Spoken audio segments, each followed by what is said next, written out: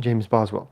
And of course, in honor of of Samuel Johnson, Dr. Johnson, we have a nice big cup of black tea, which was Dr. Johnson's favorite. Continuing on page 47. The reader will here find no regions cursed with irremediable barrenness, or blessed with spontaneous fecundity. No perpetual gloom or unceasing sunshine. Nor are the nations here described either devoid of all sense of humanity, or consummate in all private or social virtues. Here are no Hottentots without religious policy or articulate language, no Chinese perfectly polite and completely skilled in all sciences. He will discover what will always be discovered by a diligent and impartial inquirer, that wherever human nature is to be found, what are you guys doing, the dogs? There is a mixture of vice and virtue, a contest of passion and reason, and that the Creator doth not appeal partial in his distributions, but has balanced, in most countries, their particular inconveniences by particular favors. What are you guys doing? Be nice. Here we have an early example of that brilliant and energetic expression which upon innumerable occasions in his subsequent life justly impressed the world with the highest admiration. Nor can one, conversant with the writings of Johnson, fail to discern his hand in this passage of the dedication to John Warren, Esquire of Pembrokeshire, though it is ascribed to Warren the bookseller. A generous and elevated mind is distinguished by nothing more certainly than an eminent degree of curiosity. Nor is that curiosity ever more agreeable or usefully employed than in examining the laws and customs of foreign nations. I hope, therefore, the present I now presume to make will not be thought improper, which, however, it is not my business as a dedicator to commend, nor as a bookseller to deprecate. It is reasonable to suppose that his having been thus accidentally led to a particular study of the history and manners of Abyssinia, was the remote occasion of his writing, many years afterwards, his admirable philosophical tale, the principal scene of which is laid in that country.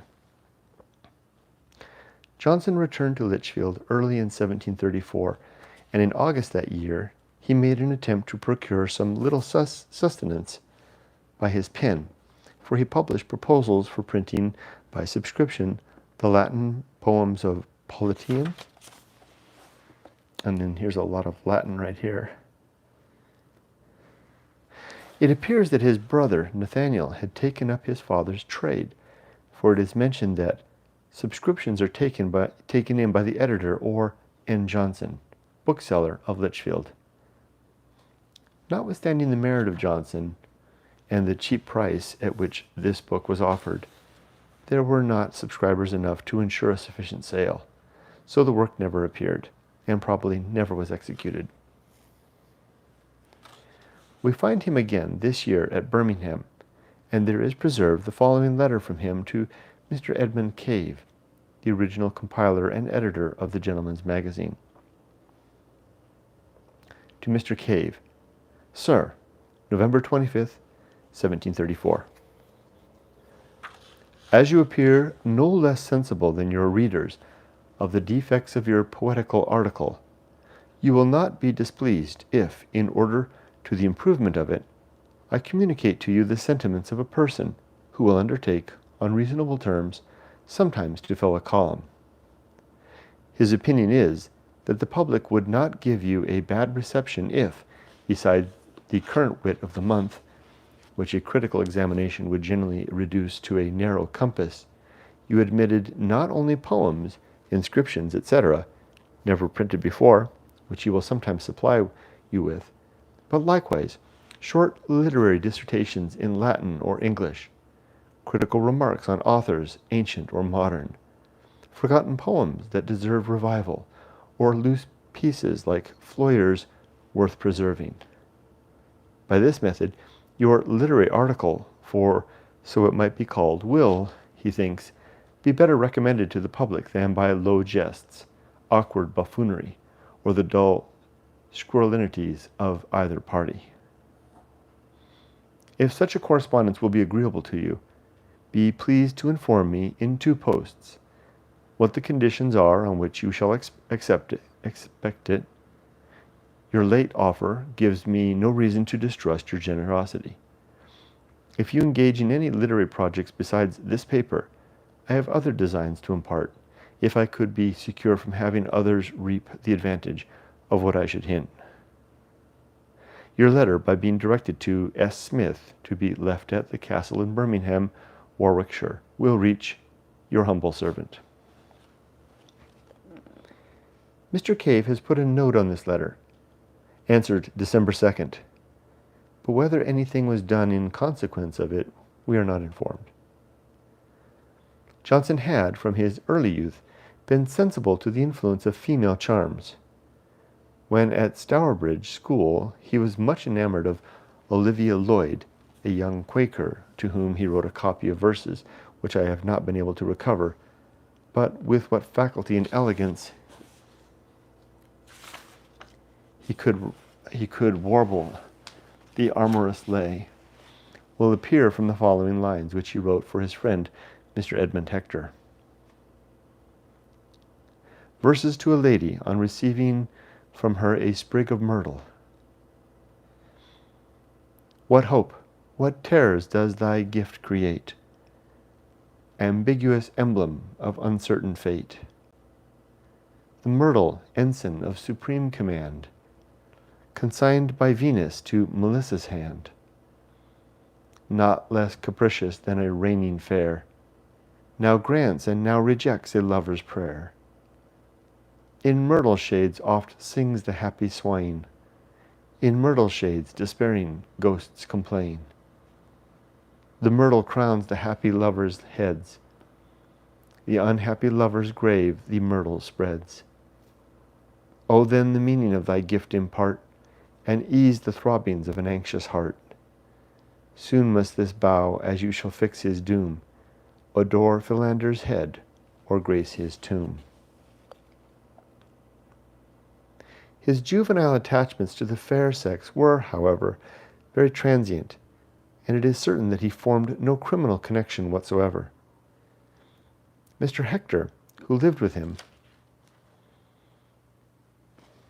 in his younger days, in the utmost intimacy and social freedom, has assured me that even at that ardent season his conduct was strictly virtuous in that respect, and that though he loved to exhilarate himself with wine, he never knew him intoxicated but once.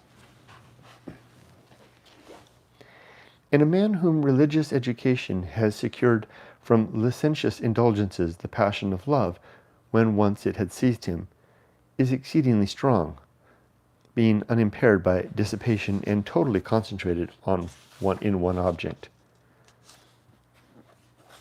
This was experienced by Johnson when he became the fervent admirer of Mrs. Porter after her first husband's death. Miss Porter told me that when he was first introduced to her mother, his appearance was very forbidding. He was then lean and lank, so that his immense structure of bones was hideously striking to the eye, and the scars of the scrofula were deeply visible. He also wore his hair, which was straight and stiff and separated behind, and he often had, seemingly, convulsive starts and odd gesticulations, which tended to excite at once surprise and ridicule. Mrs. Porter was so much engaged by his conversation that she overlooked all these external disadvantages, and said to her daughter, "This is the most sensible man that I ever saw in my life." Though Mrs. Porter was double the age of Johnson, and her person and manner, as described to me by the late Mr. Garrick, were by no means pleasing to others, she must have had a superiority of understanding and talents, as she certainly inspired him with more than ordinary passion, and she having signified her willingness to accept of his hand, he went to Lichfield to ask his mother's consent to the marriage, which he could not but be conscious was a very impudent scheme, both on account of their disparity of years and her want of fortune. But Mrs. Johnson knew too well the ardor of her son's temper, and was too tender a parent to oppose his inclinations. I know not for what reason the marriage ceremony was not performed at Birmingham, but a resolution was taken that it should be at Derby, for which place the bride and bridegroom set out on horseback. I suppose in very good humour, but though Mr.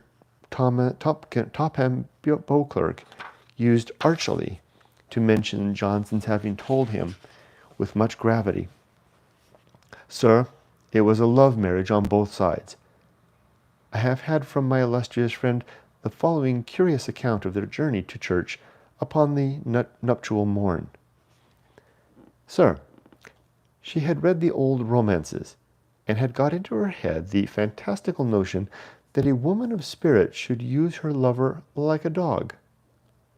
So, sir, at first she told me that I rode too fast, and she could not keep up with me, and when I rode a little slower she passed me, and complained that I lagged behind. I was not to be made the slave of caprice, and I resolved to begin as I meant to end. I therefore pushed on briskly, till I was fairly out of her sight. The road lay between two hedges, and I was sure she could not miss it, and I was contrived that she should soon come up with me. When she did, I observed her to be in tears." This, it must be allowed, was a singular beginning of connubial felicity, but there is no doubt that Johnson, though he thus showed a manly firmness, proved a most affectionate and indulgent husband to the last moment of Mrs. Johnson's life. And in his prayers and meditations we find very remarkable evidence that his regard and fondness for her never ceased, even after her death.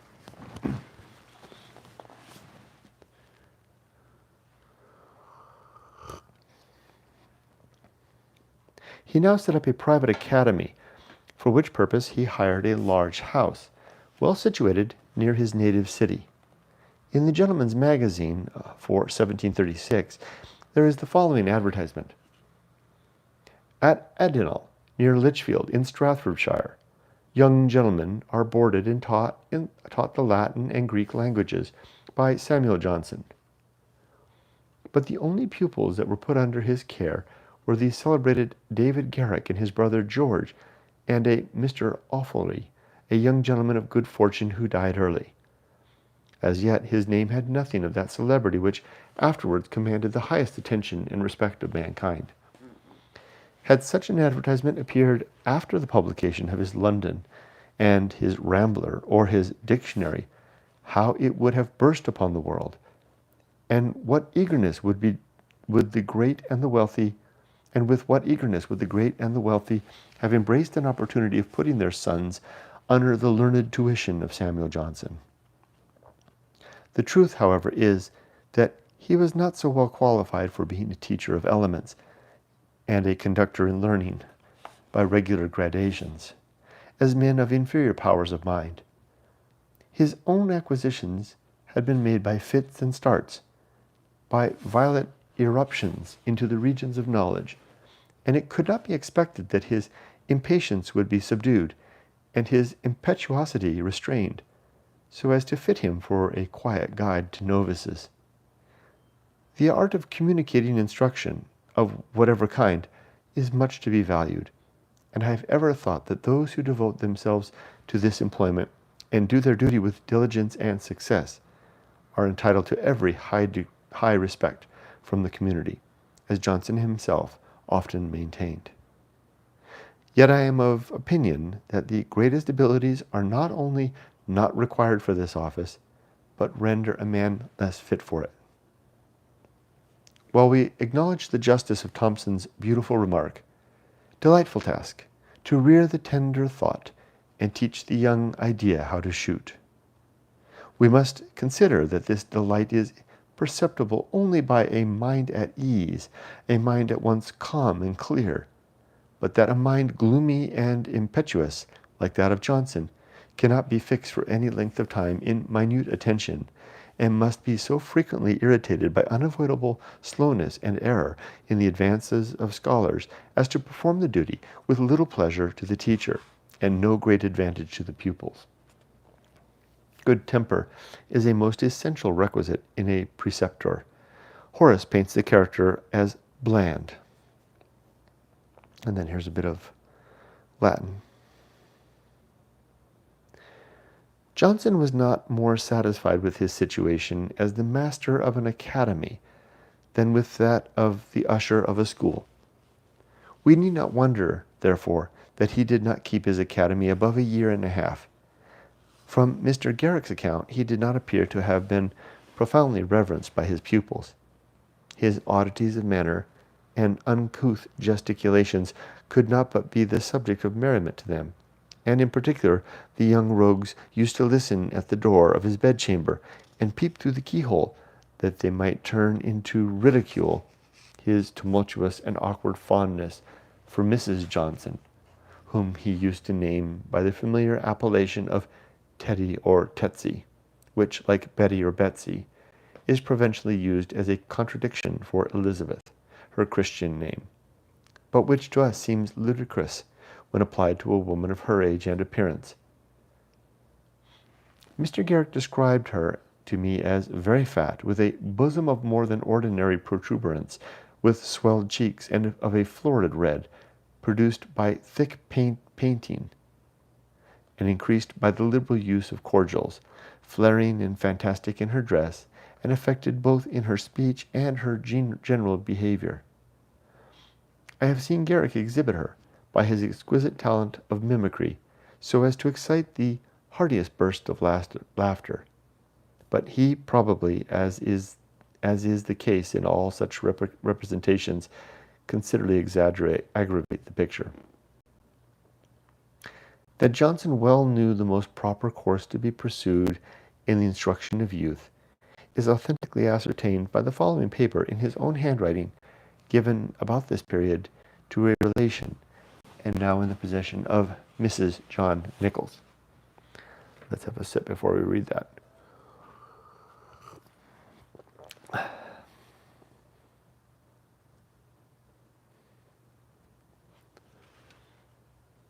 Hi, Derek. He was one of the finest lexicographers. Yes, indeed.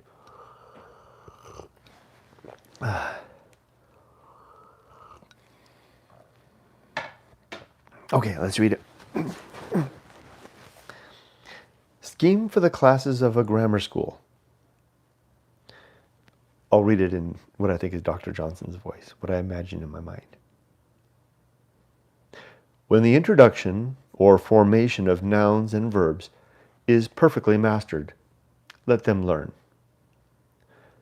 Corderius, by Mr. Clarke, beginning at the same time to translate out of the introduction, that by this means they may learn the syntax. Then let them proceed to Erasmus, with an English translation by the same author. Class 2. Learn Eutropius and Cornelius Nepos, or Justin, with the translation. N.B. The first class gets for their part every morning the rules which they have learned before, and in the afternoon learns the Latin rules of the nouns and verbs. They are examined in the rules which they have learned every Thursday and Saturday. The second class does the same whilst they are in Eutropius. Afterwards, their part is in the irregular nouns and verbs, and in the rules for making and scanning verses. They are examined as the first. Class 3. Ovid's Metamorphoses in the morning and Caesar's commentaries in the afternoon. Practice in the Latin rules till they are perfect in them. Afterwards, in Mr. Leeds' Greek grammar, examined as before. Afterwards, they proceed to Virgil, beginning at the same time to write themes and verses and to learn Greek, from thence passing on to Horace, etc., as shall seem most proper. I know not well what books to direct you to, because you have not informed me what study you will apply yourself to. I believe it will be most for your advantage to apply yourself wholly to the languages till you go to the university. The Greek authors I think best for you to read are these: Cebes, Aelian, Lucian by Leeds, Xenophon, Homer, Theocritus, Euripides. Thus you will be tolerably skilled in all the dialects, beginning with the Attic, to which the rest must be referred. In the study of Latin, it is proper not to read the latter authors till you are well versed in those of the purest ages, as Terence, Tully, Caesar, Sallust, Nepos, Velleius, Pateroclus, Virgil, Horace, Phaedrus. The greatest and most necessary task still remains to attain a habit of expression, without which knowledge is of little use. This is necessary in Latin, and more necessary in English. It can only be acquired by a daily imitation of the best and correctest authors. Sam Johnson. What an interesting curriculum to lay out, mostly based on great writings.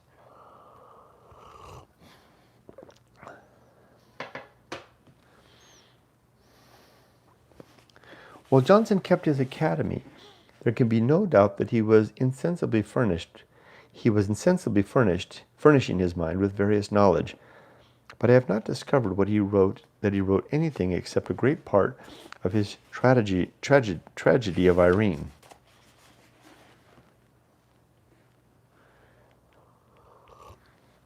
Mr. Peter Garrick, the elder brother of David, told me that he remembered Johnson's borrowing the Turkish history of him in order to form his play from it. When he had finished some part of it, he read what he had done to Mr. Walmsley, who objected to his having already brought his heroine into great distress, and asked him, "How can you possibly contrive to plunge her into deeper calamity?" Johnson, in sly allusion to the supposed oppressive proceedings of the court, of which Mr. Walmsley was registrar, replied, "Sir, I can put her into the spiritual court." Mr. Walmsley, however, was well pleased with this proof of Johnson's abilities as a dramatic writer, and advised him to finish the tragedy and produce it on the stage. Johnson now thought of trying his fortune in London, the great field of genius and exertion, where talents of every kind have had the fullest scope and the highest encouragement. It is a memorable circumstance that his pupil, David Garrick, went thither at the same time, with intent to complete his education and follow the profession of the law, from which he was soon diverted by his decided preference for the stage. This joint expedition of those two eminent men to the metropolis was many years afterwards noted in an allegorical poem on Shakespeare's Mulberry Tree by Mr. Lovibond, the ingenious author of The Tears of Old May Day. They were recommended to Mr. Coulson, an eminent mathematician and master of an academy, by the following letter from Mr. Walmsley. To the Reverend Mr. Coulson. Dear Sir, Lichfield, March 2nd, 1737. I had the favor of yours and am extremely obliged to you, but I cannot say I had a greater affection for you upon it than I had before, being long since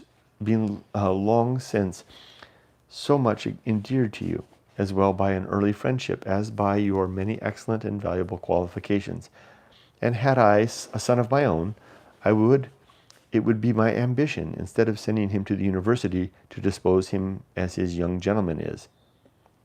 He and another neighbor of mine, one Mr. Samuel Johnson, set out this morning for London together. David Garrick is to be with you early in the next week, and Mr. Johnson to try his fate with a tragedy, and to see to get himself employed in some translation, either from the Latin or the French. Johnson is a very good scholar and poet, and I have great hopes he will turn out to be a fine tragedy writer. If it should any way lie in your way, doubt not but you should be ready to recommend and assist your countryman, G. Walmsley. How he employed himself upon his first coming to London is not particularly known. I never heard that he found any protection or encouragement by the means of Mr. Coulson, to whose academy David Garrick went. Mrs. Lucy Porter told me that Mr. Walmsley gave him a letter of introduction to Lintot, his bookseller, and that Johnson wrote some things for him, but I imagine this to be a mistake, for I have discovered no trace of it. And I am pretty sure he told me that Mr. Cave was the first publisher by whom his pen was engaged in London. He had a little money when he came to town, and he knew how he could live in the cheapest manner. His first lodgings were at the house of Mr. Norris, a staymaster in Exeter Street, adjoining Catherine Street in the Strand. I dined, said he, very well for 8d, with very good company, at the Pineapple in New Street, just by. Several of them had travelled. They expected to meet every day, but did not know one another's names. It used to cost the rest of a shilling, for they drank wine, but I had a cut of meat for 6d, and bread for a penny, and gave the waiter a penny, so that I was quite well served. Nay, better than the rest, for they gave the waiter nothing. He, at this time, I believed, abstained entirely from fermented liquors, a practice to which he rigidly conformed for many years together at different periods of his life. His Ophilis in The Art of Living in London, I have heard him relate, was an Irish painter, whom he knew at Birmingham, and who had practiced his own precepts of economy for several years in the British capital. He assured Johnson, who, I suppose, was then meditating to try his fortune in London, but was apprehensive of the expense, that £30 a year was enough to enable a man to live there without being contemptible. He allowed £10 for clothes and linen. He said that a man might live in a garret at 18d a week. Few people would inquire where he lodged, and if they did, it was easy to say, "Sir, I am to be found at such a place." By spending 3d at a coffee house, he might be for some hours every day in very good company. He might dine for 6d, breakfast on bread and milk for a penny, and do without supper. On clean shirt day he went abroad, and paid visits. I have heard him more than once talk of his frugal friend, whom he recollected with esteem and kindness, and did not like to have one smile at the recital. This man, said he gravely, was a very sensible man, who perfectly understood common affairs, a man of a great deal of knowledge of the world, fresh from life, not strained through books. He borrowed a horse and £10 at Birmingham. Finding himself master of so much money, he set off for West Chester in order to get to Ireland. He returned the horse and probably the £10 too, after he got home. Considering Johnson's narrow circumstances in the early part of his life, and particularly at the interesting era of his launching into the oceans of London, it is not to be wondered at that an actual instance, proved by experience, of the possibility of enjoying the intellectual luxury of social life upon a very small income should deeply engage his attention, and be ever recollected by him as a circumstance of much importance.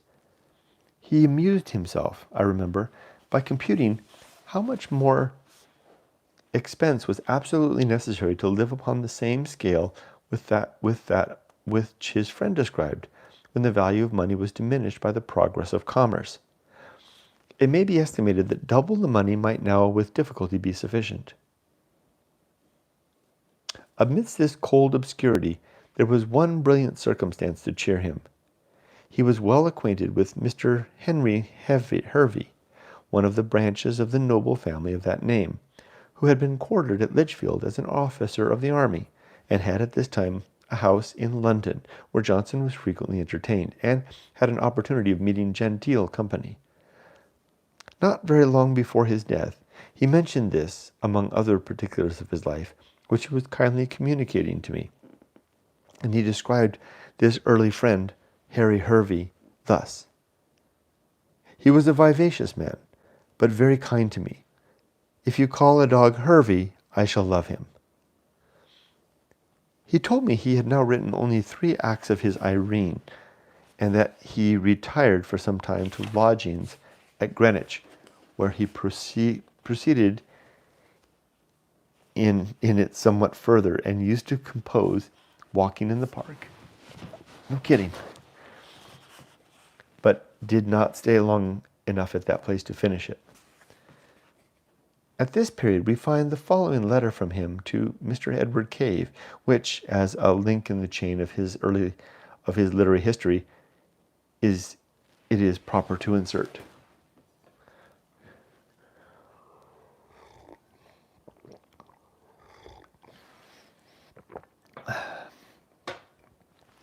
To Mr. Cave, Greenwich, next door to the Golden Heart, Church Street, July 12th, 1737. Sir, having observed in your papers very uncommon offers of encouragement to men of letters, I have chosen, being a stranger in London, to communicate to you the following design, which I hope, if you will join in it, will be of advantage to both of us. The history of the Council of Trent, having been lately translated into French, and published with large notes by Dr. Le Courrier, the reputation of that book is so revived in England that it is presumed a new translation of it from the Italian, together with La Courtier's notes from the French, could not fail of a favorable reception. If it be answered that the history is already in English, it must be remembered that there was the same objection against Lord Le Courtier's undertaking, but with this disadvantage, that the French had a version by one of their best translators, whereas you cannot read 3 pages of the English history without discovering that the style is capable of great improvement, and whether those improvements are to be expected from this attempt we must judge from the specimen, which, if you approve the proposal, I shall submit to your examination.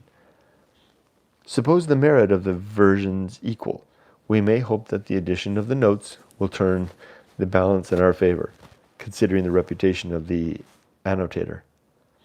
Be pleased to favor me with a speedy answer. If you are not willing to engage in this scheme, and appoint me a day to wait. If you are not willing to engage in this scheme, and appoint me a day to wait upon you, if you are, I am, sir, your humble servant, Sam Johnson.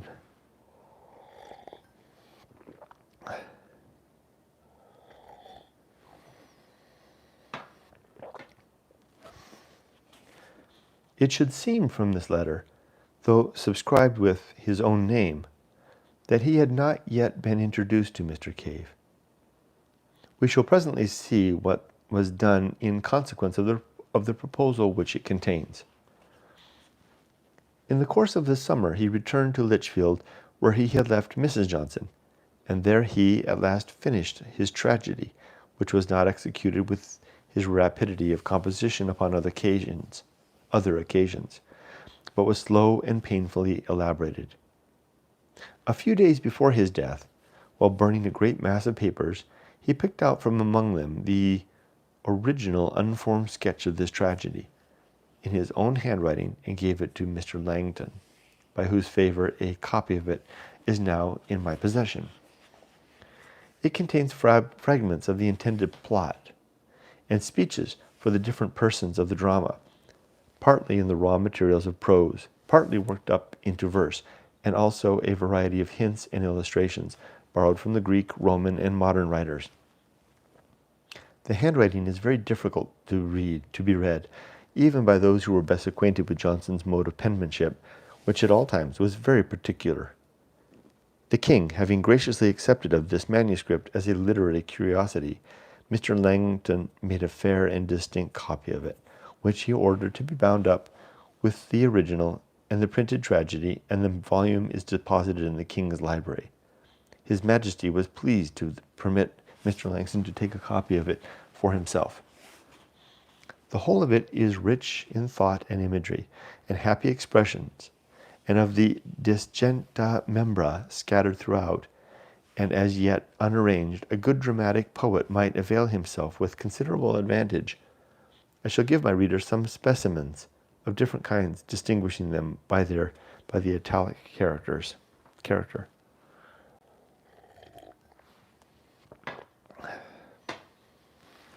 Here's a sample.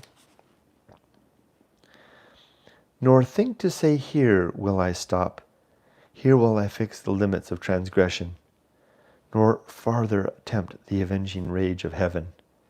When guilt like this once harbors in the breast those holy beings whose unseen direction guides through the maze of life the steps of man, fly the detested mansions of impiety and quit their charge to horror and to ruin. All right, I think I better stop there for now. It's time to go downstairs for dinner. Thanks for joining me for another evening of reading. Take care.